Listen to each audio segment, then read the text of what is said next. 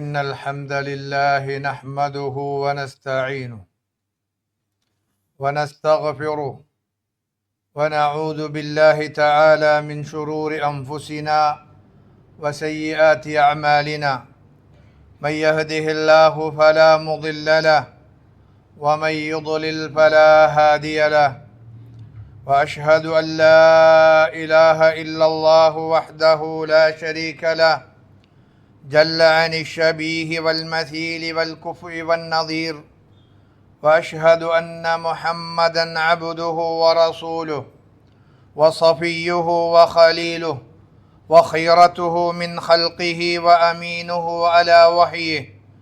أرسله ربه رحمة للعالمين وحجة على العباد أجمعين.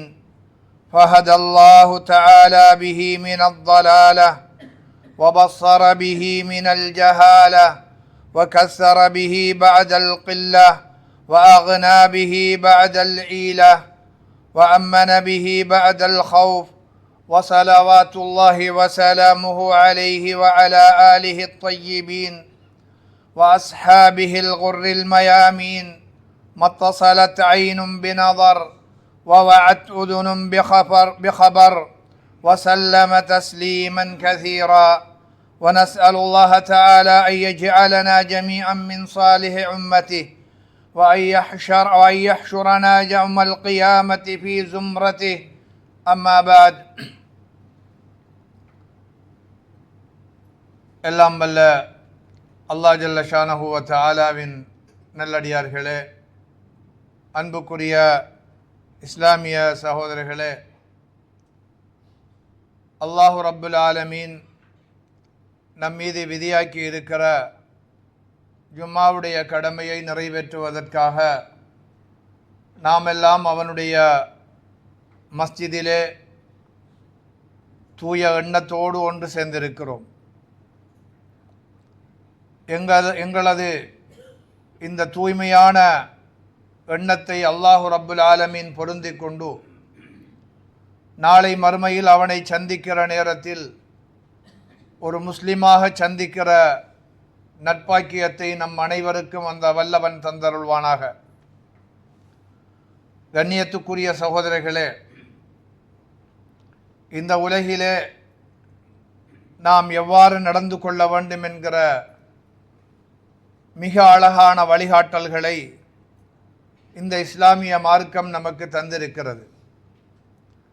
அந்த வகையில் அந்த ரப்புல் ஆலமீனும் அவனுடைய தூதர் ஸல்லல்லாஹு அலைஹி வஸல்லம் அன்னவர்களும் எவைகளை நாம் நமது வாழ்வில் கடைபிடிக்க வேண்டும் என்று நமக்கு சொன்னார்களோ அந்த வழிமுறைகளை கடைபிடித்தொழுகுமாறும், எவற்றிலிருந்தெல்லாம் நானும் நீங்களும் தவிந்து நடந்து கொள்ள வேண்டும் என்று அந்த ரப்புல் ஆலமீனும் அவனுடைய தூதர் ஸல்லல்லாஹு அலைஹி வஸல்லம் அன்னவர்களும்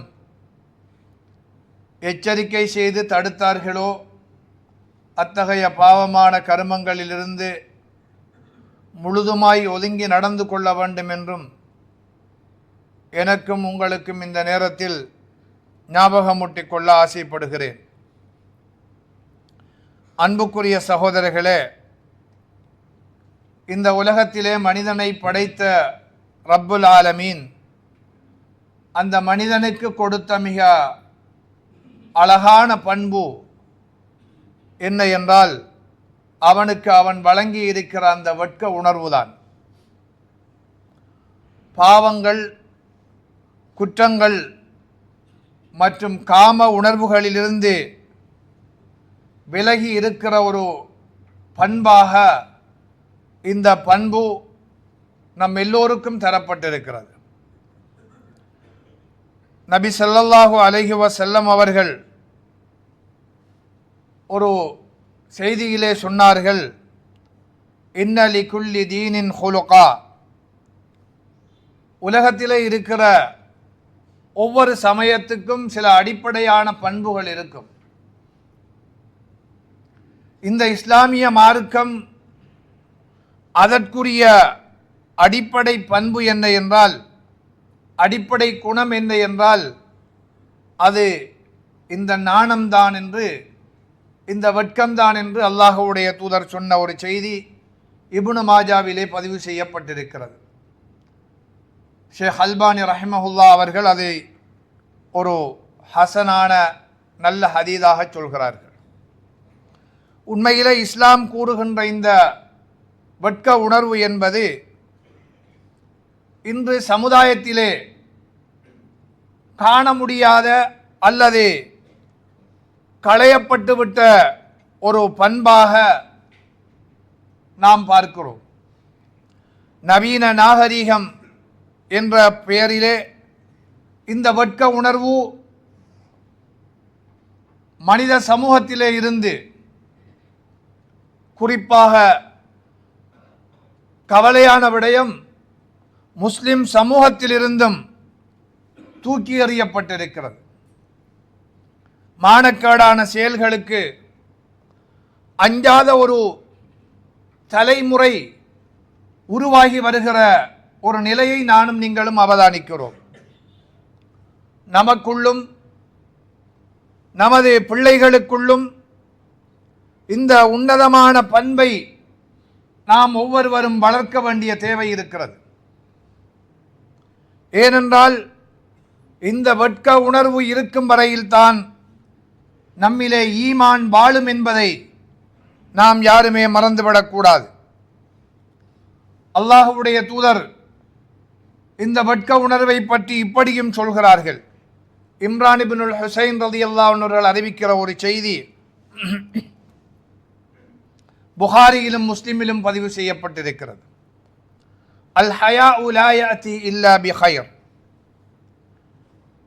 இந்த வெட்கம் உணர்வு என்பது நலவை தவிர, ஹைரை தவிர வேறு எதனையும் இது கொண்டு வராது.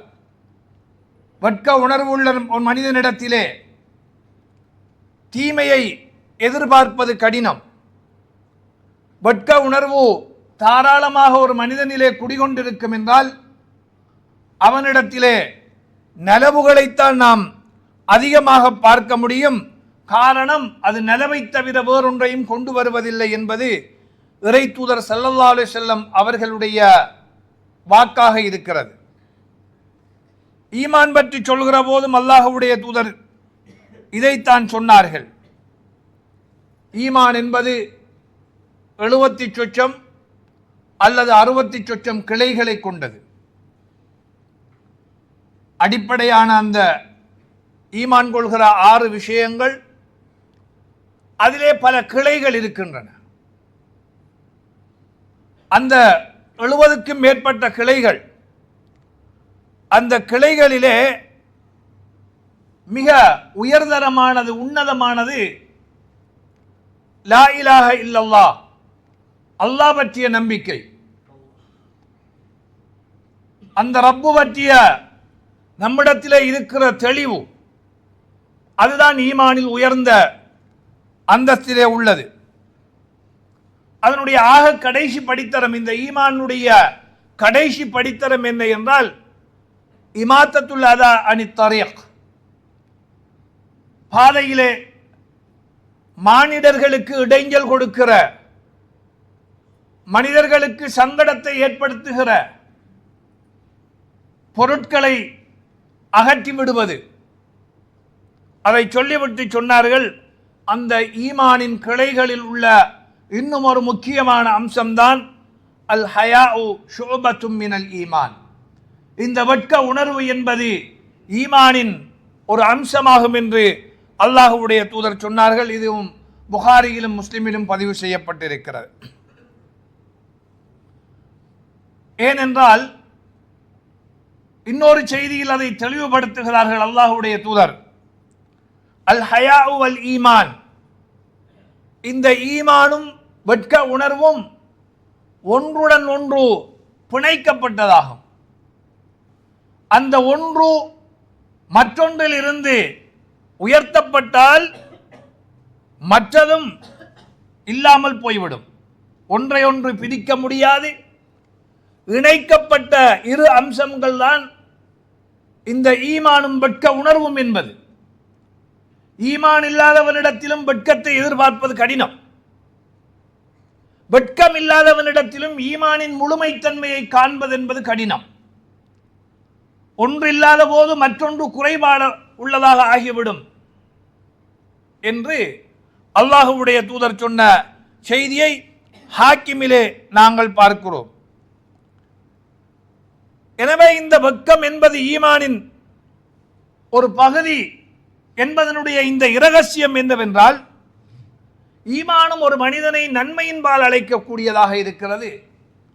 இந்த வெட்க உணர்வு என்பதும் மனிதனை தீமையிலே இருந்து தடுத்து அவனை விலக்கி நன்மையின்பால் அவனை அழைத்து செல்கிற ஒரு பண்பாக அது காணப்படுகிறது.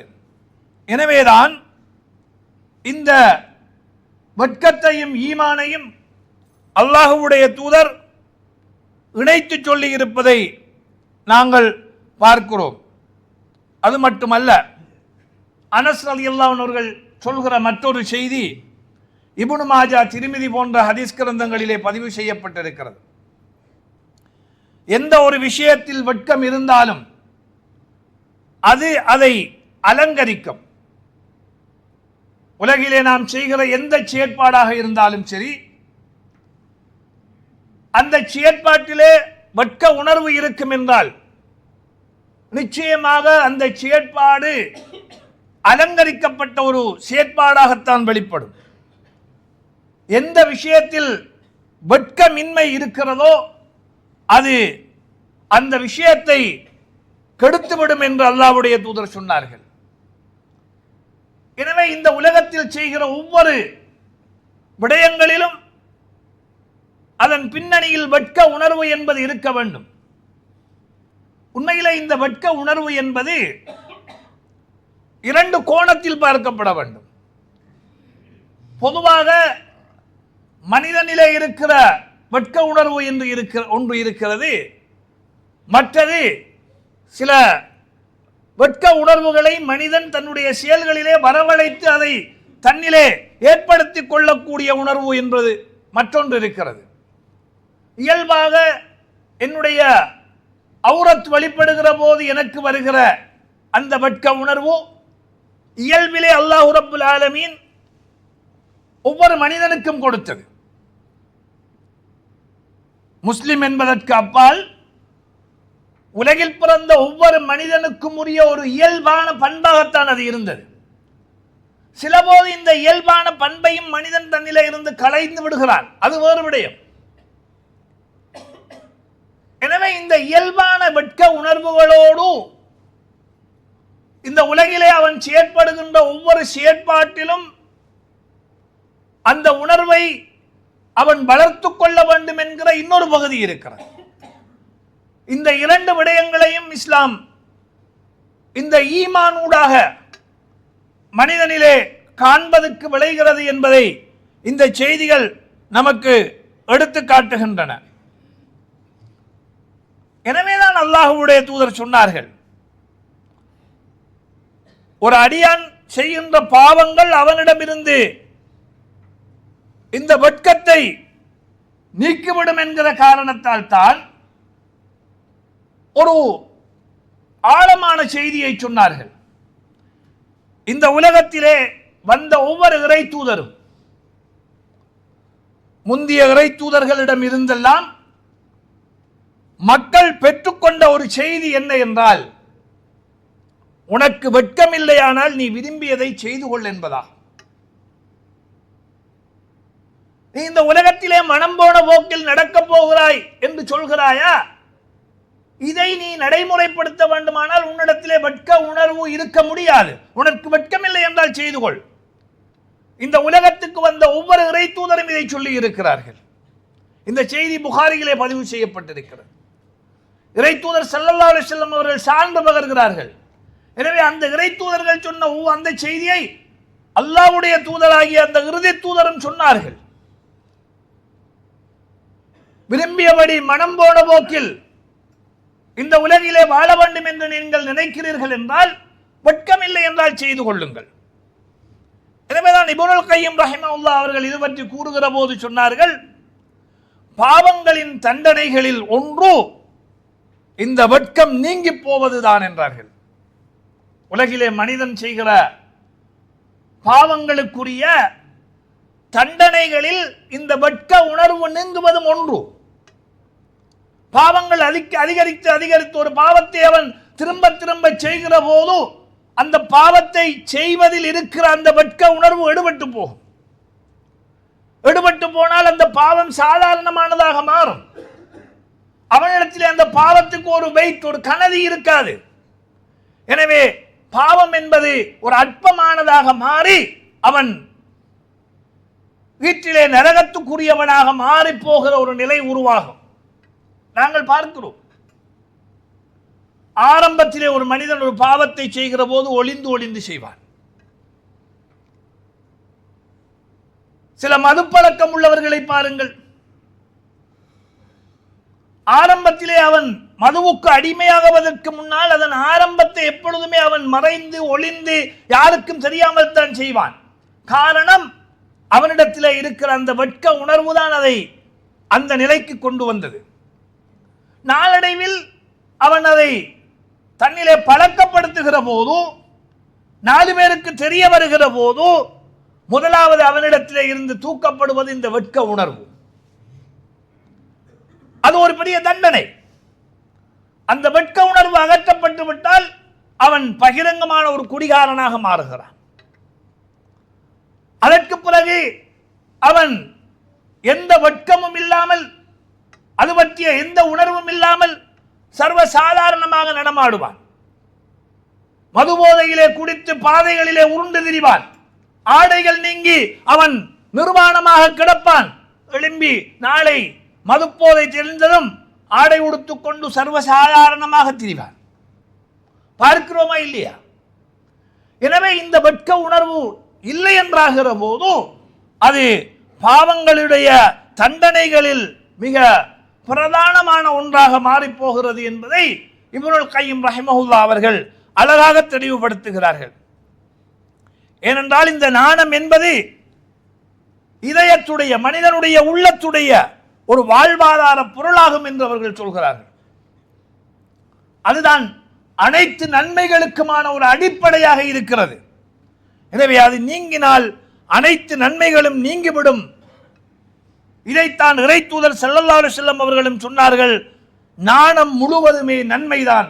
அல் ஹயாஉ கைருன் குல்லுஹு, வெட்கம் என்பது முழுமையாக அது அத்தனையும் நன்மைதான் என்று அல்லாஹ்வுடைய தூதர் சொன்னதன் விளக்கம் இதுதான் என்று இப்னுல் கய்யிம் ரஹிமஹுல்லாஹ் அவர்கள் இது பற்றி பேசுகிற போது சொல்வதை நாங்கள் பார்க்கிறோம். உமர் ரலியல்லாஹு அன்ஹு அவர்கள் இந்த வெட்கம் பற்றி சொல்கிற போது இப்படி ஒரு செய்தியை சொன்னார்கள். ஒருவனிடத்திலே வெட்கம் குறைந்து விட்டால் பேணுதல் குறையும். ஒரு மனிதனிடத்திலே வெட்கம் குறைகிற போது பேணுதல் என்றால் என்ன? ஒரு தவறான செயல்களை செய்வதிலிருந்து அதை தவிர்த்துக் கொள்வதிலே காட்டுகின்ற ஒரு தயக்கம், இது குறைந்து போகும். பேணுதல் குறைந்தால் அவனுடைய உள்ளம் செத்து போய்விடும் என்று சொன்னார்கள்.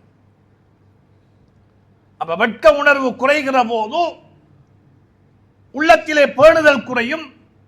பேணுதல் குறைகிற போது அந்த உள்ளம் செத்து போகும். செத்துப்போன உள்ளத்திடத்திலே இருந்து நல்லதை நாம் வெளிக்கொணர முடியாது.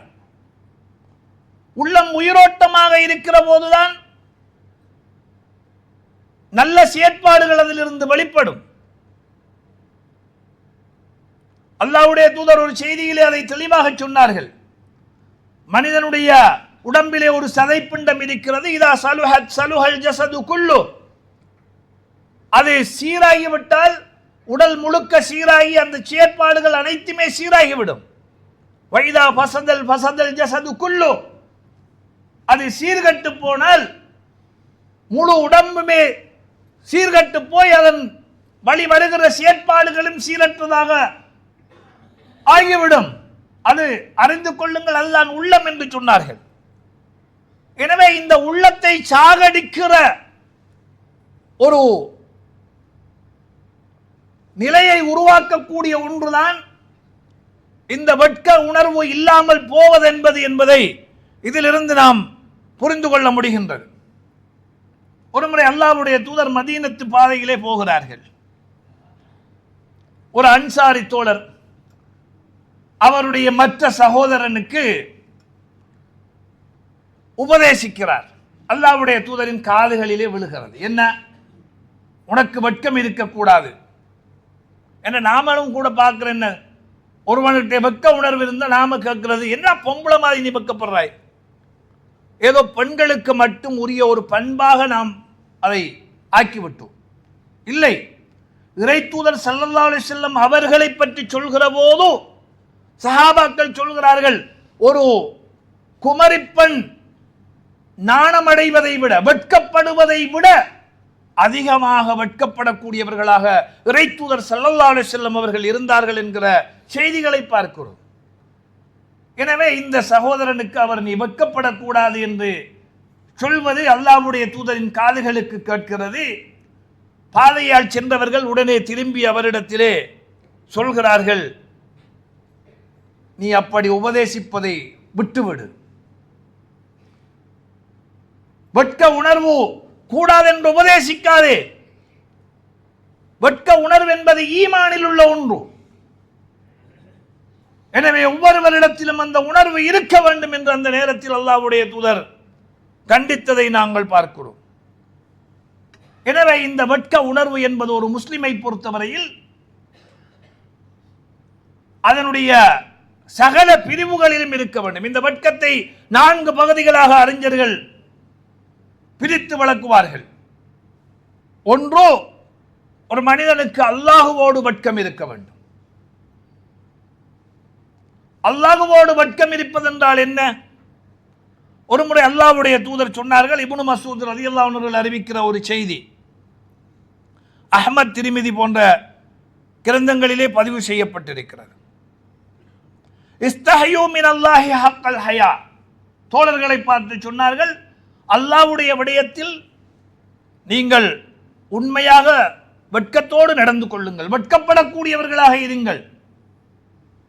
சஹாபாக்கள் பார்த்தார்கள், நாங்கள் வெட்க உணர்வோடு தானே இருக்கிறோம். அவர்கள் வெட்க உணர்வோடு தான் இருந்தார்கள். சொன்னார்கள் அல்லாஹ்வுடைய தூதரை பார்த்து, குல்னா யா ரசூலல்லாஹ், இறை தூதர் அவர்களே, இன்னா நஸ்தஹி அல்ஹம்துலில்லாஹ், அல்லாஹ்வுக்கே எல்லா புகழும், அல்லாஹ்வுடைய தூதரே நாங்கள் வெட்க உணர்வோடு தானே இருக்கிறோம் என்றார்கள். அல்லாஹ்வுடைய தூதர் சொன்னார்கள், லைஸதாக், இயல்பிலேயே இருக்கின்ற மனிதனோடு பிறந்த அந்த வெட்க உணர்வை அல்ல நான் இங்கு சொல்ல வந்தது என்று அல்லாஹ்வுடைய தூதர், அதல்ல நான் சொல்ல வந்தது என்று சொல்லி சொன்னார்கள்.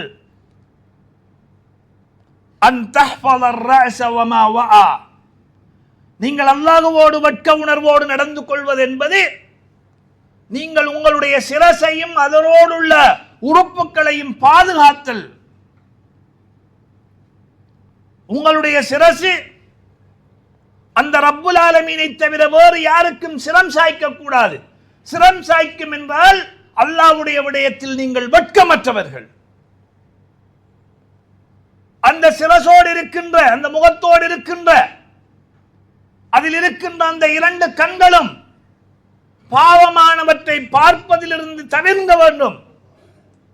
நீங்கள் அதிலே முழுமையாக பாவமான கர்மங்களையே பார்த்து கொண்டிருக்கிறீர்கள் என்றால் அல்லாஹ்வுடைய விடயத்தில் நீங்கள் வெட்கமற்றிருக்கிறீர்கள். ஏன்? நீங்கள் பார்ப்பதையும் அந்த ரப்புல் ஆலமீன் பார்த்து கொண்டிருக்கிறார். அந்த கண்களினால் நீங்கள் செய்கின்ற பாவங்களை அந்த ரப்புல் ஆலமீன் கண்காணித்துக் கொண்டிருக்கின்றான். எனவே அந்த ரப்புக்கு நீங்கள் வெட்கப்பட வேண்டும். உங்களுடைய காதுகள் நல்லவற்றை கேட்க வேண்டும். முழுக்க முழுக்க தீயவற்றை தான் கேட்டுக்கொண்டிருக்கிறது என்றால் நீங்கள் அல்லாஹுவை உண்மையிலே வெட்கப்படவில்லை. உங்களுடைய நாவுகள், அது பேசுகின்ற பேச்சுக்கள், இன்று மனிதனிடத்திலே இந்த பொய் பேசுதல் என்பது சர்வசாதாரணமாகி போய்விட்டது. தான் பேசுவது பொய் என்பதை என்னுடைய ரப்பு அறிவான் என்று யாரும் வெட்கப்படுவதாக இல்லை. நான் உங்கள் அத்தனை பேரையும் ஏமாற்றி விடலாம், பொய் கூறி விடலாம். என்னை படைத்த ரப்பை நான் ஏமாற்ற முடியாது. அத்தனை பேரையும் பொய் சொல்லி நான் நம்ப வைத்து விடலாம். என்னுடைய ரப்புக்கு வெட்கம் இல்லை என்றால், ரப்போடு நான் வெட்க உணர்வோடு இல்லை என்றால் மட்டும்தான் அது சாத்தியம். இன்று சிறுவர் முதல் வளர்ந்தோர் வரை, பாமரன் முதல் படித்தவர் வரை, ஏன் சில போது ஆலிம்களே பொய் சொல்கின்ற, சர்வசாதாரணமாக பொய்யை அவிழ்த்து விடுகின்ற நிலையை நாம் கண்டு கொண்டிருக்கின்றோம். இது அல்லாஹ்விலே வெட்கம் இல்லாத ஒரு நிலையில் ஏற்படுகின்ற ஒரு அம்சம். எனவே இதிலே நீங்கள் அல்லாஹ்வுக்கு வெட்கப்பட வேண்டும் என்று அல்லாஹ்வுடைய தூதர் சொன்னார்கள்.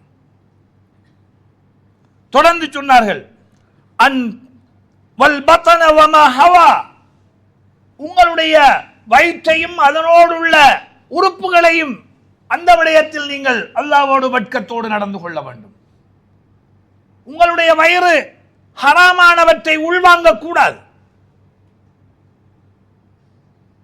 உங்களுடைய அவயவங்கள் ஹராமானவற்றின்பால் ஈடுபடுத்தப்படக்கூடாது. அதிலே நீங்கள் அல்லாஹுவை வெட்கப்பட வேண்டும். வல் தذ்குரில் மௌத வல் பிலா, நீங்கள் மரணத்தை எண்ணி அந்த ரப்புல் ஆலமீனை சந்திக்கின்ற அந்த நிலையை எண்ணி வெட்கப்பட வேண்டும். எனவே யார் மறுமையை உங்களிலே விரும்புகின்றார்களோ, தரக்க ஜீனத்தத் துன்யா, இந்த உலகத்தின் அலங்காரங்களில் நீங்கள் மதிமயங்கி போய்விடக்கூடாது. உலகமே வேண்டாம் என்று இஸ்லாம் சொல்லவில்லை. உலகத்திலே நீங்கள் மூழ்கி போய்விடக்கூடாது, மறுமையை மறந்து மூழ்கக்கூடாது. யார் இப்படி செய்கின்றாரோ ஃபக்கத் இஸ்தஹயா மினல்லாஹி ஹக்கல் ஹயா, இவன் தான் உண்மையிலே அல்லாஹ்வோடு வெட்க உணர்வோடு நடந்து கொள்ளக்கூடிய மனிதன் என்று அல்லாஹ்வுடைய தூதர் சொன்னார்கள். எனவே அல்லாஹ்வோடு வெட்க உணர்வோடு நாம் நடக்க வேண்டும். இது முதலாவது எம்மிலே நாம் வரவழைத்துக் கொள்ள வேண்டிய ஒரு வெட்க உணர்வு. அல்லாஹ்வுக்கு வெட்கப்படுற தன்மை எங்களுக்கு வர வேண்டும். மனிதன் என்கிற ரீதியிலே பாவம் செய்தால் அடுத்த கணம் என்னுடைய ரப்பு பார்த்து விட்டானே என்ற அந்த வெட்க உணர்வு வர வேண்டும். அந்த ரப்போடு பேச வேண்டும். நான் வெட்கமின்றி நடந்து கொண்டேன் யா அல்லாஹ் உன்னோடு, அதற்காகத்தான் ஒரு நாளைக்கு அவன் தந்திருக்கின்ற பேச்சுவார்த்தை களம் தொழுகை. அந்த ரப்போடு பேசுவோம். மனிதன் என்கிற ரீதியில் முழுக்க முழுக்க பாவமற்ற ஒருவரை இந்த உலகத்தில் பார்க்க முடியாது. தவறுகள் செய்வோம், ஆனால் அவை தொடரப்படக்கூடாது. அது உணரப்பட வேண்டும். உணர்ந்த மறுகணம் இறைவனை நினைத்து, அந்த ரப்பை நினைத்து வெட்கப்பட வேண்டும். நான் உள்ளத்தில் நினைப்பதையும் அறியக்கூடிய அந்த ரப்புல் ஆலமீன். இன்னைக்கு சர்வசாதாரணம் எங்களுடைய வாலிபர்கள் இந்த ஃபேஸ்புக் இப்படியான இந்த தளங்கள் எல்லாம் வந்து இன்று இந்த போன் கலாச்சாரம் சமூகம் சீரழிந்து போய்விட்டது. எமது வாலிபர்களுடைய காதுகளுக்குள் இரவில் தூங்குகின்ற போது கூட இயர்போன் என்ன கேட்கிறான் எது கேட்கிறான் தெரியவில்லை. ஆபாசங்களையும் அசிங்கங்களையும் கண்ணால் பார்த்து காலால் கேட்டுக்கொண்டே தூங்குகின்ற ஒரு சமுதாயம் இன்று முஸ்லிம் சமுதாயத்தில் உருவாகி கொண்டிருக்கிற ஒரு நிலையை பார்க்கிறோம். இதுதான் அன்று இன்று ஆங்காங்கே நாம் கேள்விப்படுகிற செய்திகள். இன்று ஒரு சிறுவனும் சிறுமியும் ஓடி போகிறாய். எதனால் நடந்தது?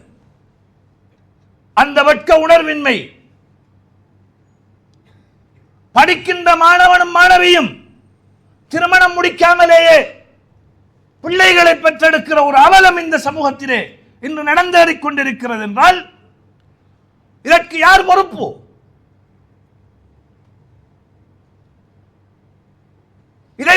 விழிப்புணர்வுகளையும் இது பற்றிய எச்சரிக்கைகளையும் செய்ய வேண்டியவர்கள் யார் என்று சிந்தித்து பார்க்க வேண்டிய தேவையுள்ளவர்களாக இருந்து கொண்டிருக்கின்றோம். எனது பிள்ளைக்கு நானும் உங்களுடைய பிள்ளைகளுக்கு நீங்களும் முதலாவது அல்லாஹ்வோடு வட்கத்தோடு நடந்து கொள்வது எப்படி என்ற அந்த உணர்வை ஆழமாக பதிக்க வேண்டிய தேவை இருந்து கொண்டிருக்கிறது.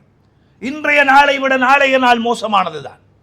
இந்த மறுமை நெருங்குகின்றவோ வரை இப்படி மோசமாகிக் கொண்டுதான் போகும் என்பது எமக்கு அந்த இறை தூதர் உணர்த்திய ஒரு செய்தி. எனவே மிக பெரும் சவாலான ஒரு உலகத்தில் நானும் நீங்களும் வாழ்ந்து கொண்டிருக்கிறோம். எங்களது ஈமானை பாதுகாத்தல் என்பது இன்று பெரும் சவால். அந்த சவாலை முறியடித்து எதிர்நீச்சல் போட வேண்டிய ஒரு கட்டுக்கோப்பும் தேவையும் நம் ஒவ்வொருவருக்கும் இருக்கின்றது. எனவே ஒவ்வொருவரும் சிந்திக்க வேண்டும். இன்று அடுத்தவன் தண்டித்து மற்றவன் சீர்திருத்தி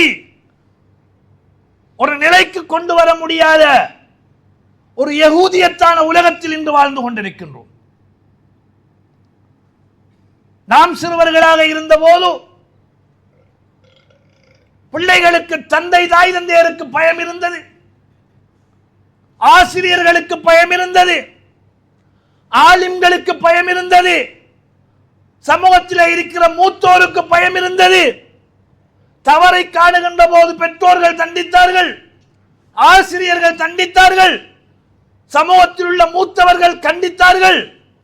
ஆனால் இன்று யாருமே கண்டிக்க முடியாத, தண்டிக்க முடியாத ஒரு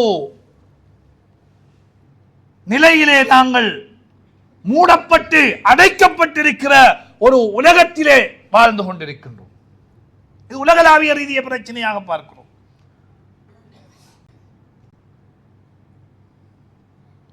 பெற்றோர்கள் கண்டிக்கிற போது அந்த பெற்றோர்களை போலீசில் புகார் செய்கிற பிள்ளைகள் மலிந்த ஒரு உலகமாக போய்விட்டது. கவலையான விடயம். தவறுகளுக்காக ஆசிரியர்கள் கண்டித்தால் அவரை கூண்டேற்றுகின்ற அளவுக்கு இந்த மாணவ சமூகம் மாறி போய் கொண்டிருக்கிறது. தண்டிக்க தேவையில்லை, கண்டித்தால் கூட கவனம் என்று சொல்கிற அளவுக்கு இன்று நிலைமை மாறி போய் கொண்டிருக்கிறது. இந்த சூழ்நிலையில் எனது பிள்ளையை நான் வளர்ப்பதில் என்ன கவனம் எடுக்க வேண்டும் என்பதை நான் தான் சிந்தித்தாக வேண்டியிருக்கிறேன். இன்னொரு வகையான உலகம் இது. ஈமானுக்கு சவாலான ஒரு உலகம். எனவே நாட்டின் சட்டங்களையும் மதித்துக் கொண்டு நான் ஏற்றிருக்கிற என்னுடைய மார்க்கத்தின் வரையறைகளையும் மிக அவதானமாக பேணிக்கொண்டு என் ஒவ்வொரு எட்டுக்களையும் மிக நிதானமாக எடுத்து நடக்க வேண்டிய ஒரு சூழலிலும் சமூகத்திலும் நாட்டிலும் உலகத்திலும் வாழ்ந்து கொண்டிருக்கிறோம் என்பதை எந்த நேரத்திலும் நானும் நீங்களும் மறந்துவிடக்கூடாது. இறை தூதர் ஸல்லல்லாஹு அலைஹி வஸல்லம் அவர்கள் சொன்னார்கள், இரண்டாவது அதாவது இந்த வெட்க உணர்வுடைய இரண்டாவது பிரிவு என்ன என்றால், அல்லாஹ்வுக்கு நாம் எப்படி வெட்க உணர்வோடு நடந்து கொள்ள வேண்டுமோ மலக்குகள் மலாயிக்காமார்களுக்கு வெட்கப்படுகிற தன்மை இருக்க வேண்டும். இப்போது இந்த இடத்திலேயே என்னோடும் உங்களோடும் மலக்குகள் இருந்து கொண்டிருக்கிறார்கள். எங்களது கண்களுக்கு தெரியாது விட்டாலும் நான் போகிற இடமெல்லாம் எனக்கென்று சாட்டப்பட்ட மலக்கு என்னோடு இருந்து கொண்டிருக்கிறார். நான் யாருக்கு மறைத்து யாரும் என்னை காணவில்லை என்று நான் எப்படி செயற்பட முடியும்? அந்த வெட்க உணர்வு இருக்க வேண்டும். உஸ்மான் ரலியல்லாஹு அன்ஹு அவர்களை பற்றி சொல்கிற போது இறை தூதர் சொன்னார்களா இல்லையா? மலக்குகளே உஸ்மானை கண்டு வெட்கப்படுகிறார்கள், அந்த அளவு வெட்க உணர்வு உள்ள ஒருவராக உஸ்மான் இருந்தார் என்று ஒரு கட்டத்திலே உஸ்மான் ரலியல்லாஹு அன்ஹு அவர்களை பற்றி அல்லாஹ்வுடைய தூதர் சொன்னார்கள். எனவே அன்புக்குரிய சகோதரர்களே,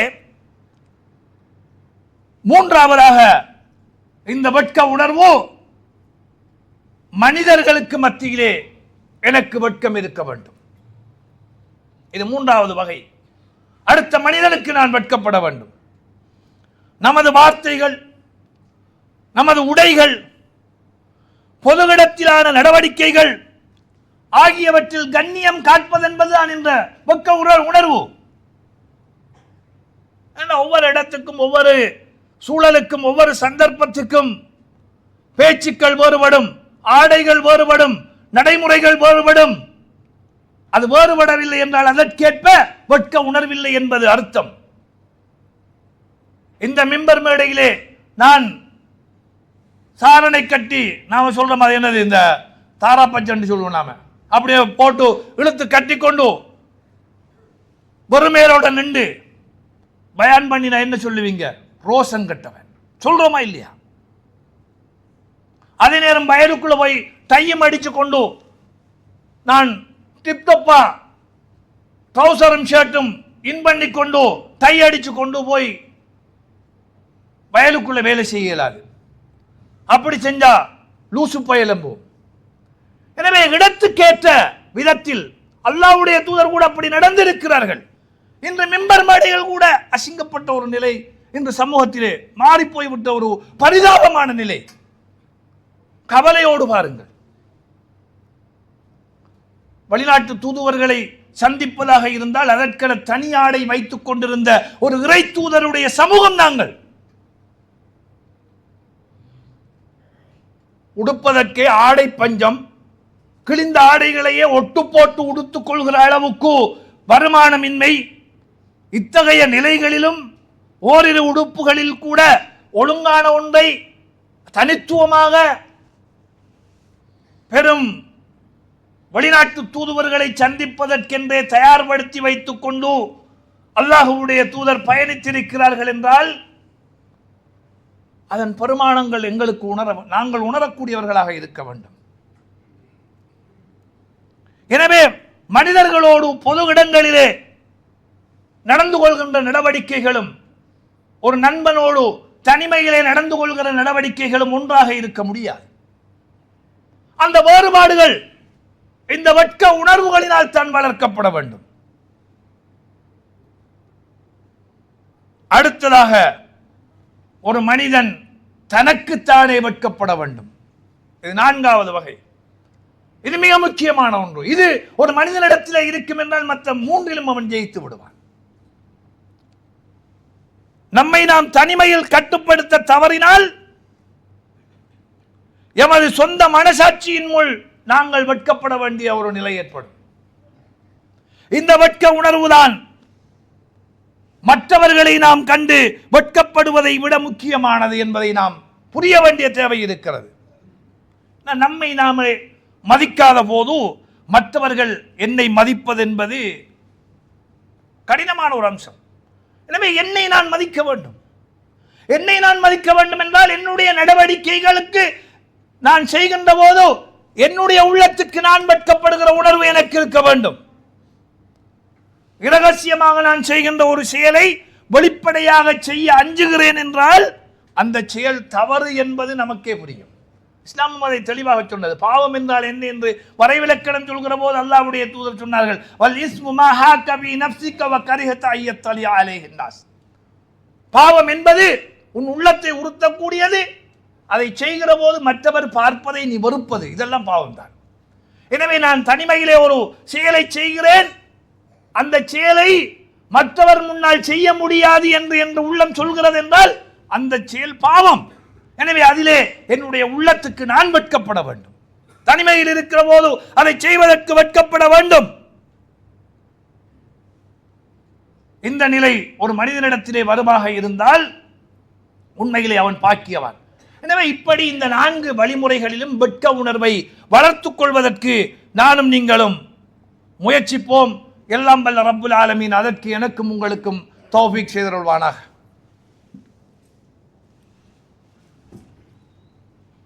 அல்ஹம்துலில்லாஹி ரப்பில் ஆலமீன் வல் ஆகிபத்து லில் முத்தகீன் வலா உத்வான இல்லா அலல் ஸாலிமீன் வஸ்ஸலாத்து வஸ்ஸலாமு அலா அஷ்ரஃபில் முர்ஸலீன் நபியினா முஹம்மதின் வ அலா ஆலிஹி வ ஸஹ்பிஹி அஜ்மஈன் வபாத்.